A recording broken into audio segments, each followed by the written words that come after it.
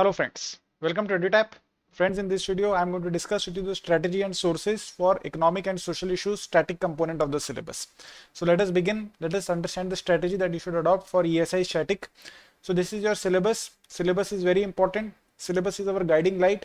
Whenever you are reading anything, you should know how is it related to your syllabus. So if you are reading our material, if you are reading any book, if you are reading any newspaper, you should know exactly where it will fit within the syllabus.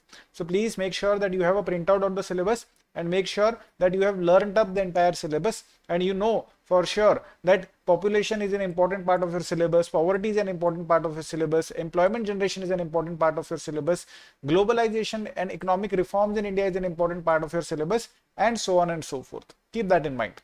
One very important thing that I would like to clarify right at the start of our discussion is that ESI current affairs is more important than ESI static. So whatever you are reading in the newspaper, whatever current events are happening, whatever current issues, current developments are taking place, so far as ESI is concerned, that is more important in your examination. ESI static economic component is more important than ESI static social issues component. So first rule is that ESI current is more important than ESI static. Second rule is that ESI static economy is more important than ESI static social issues. So if you have to prioritize, what should be your first priority? ESI current affairs. What should be your second priority? ESI static economy chapters. What should be your third priority? That should be ESI static social issues chapter. Now, even within the economy chapters, my friend, there are five very important chapters that I am going to tell you about, and those chapters are very, very important. So please take a pen and paper and quickly write down the names of these five chapters.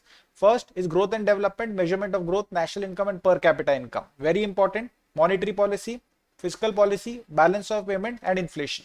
These five foundational chapters will build your basic understanding of economics. It will build your ability to read the newspaper and understand what is happening in the Indian economy.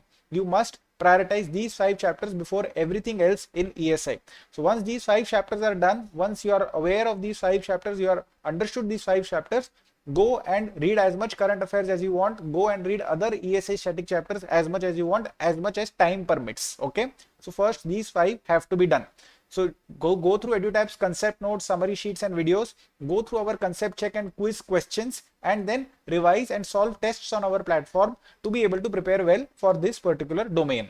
Moving ahead, how should you divide the syllabus? I have already explained to you that most important is that you should cover first five foundational chapters and thereafter you should focus on other economy chapters, and once that is done, then you should focus on your remaining social issues wala chapters. So this is how you should prioritize your syllabus. If you want to take a screenshot of this kind of a prioritization, please feel free to take the screenshot so that you can note it down in your diary once and for all. Moving ahead, if you look at the kind of questions that have been asked in the examinations, simple to moderate level questions are usually asked from the domain of ESI static.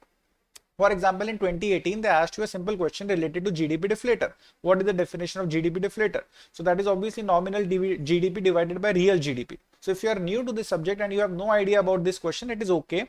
But if you are an old timer, if you have some idea of economics, then you know that this is a very simple question to solve.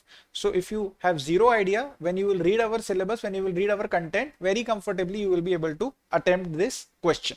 Moving ahead, RBI is considered to be the lender of last resort. What is the meaning of this? So it means that RBI will advance necessary credit against eligible securities to financial institutions, right? That is the meaning of RBI being the lender of the last resort. Again, this is a fairly straightforward, simple question that was asked in the NABARD examination in 2016.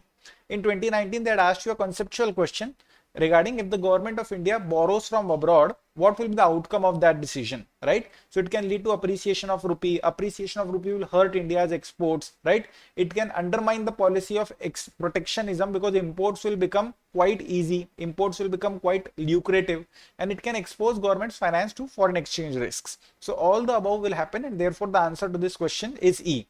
This is a conceptually demanding question. It expects some amount of conceptual clarity as well as awareness of what is happening in the current issues, right? So this is also a question that you need to be prepared for, right? So please keep this in mind. Simple questions as well as moderate conceptual questions are being asked in the examination. Current affairs is more important than static, and within static, economy is more important than social issues, and within economy there are five foundational chapters which are extremely important. Thank you very much. All the very best and Jai Hind.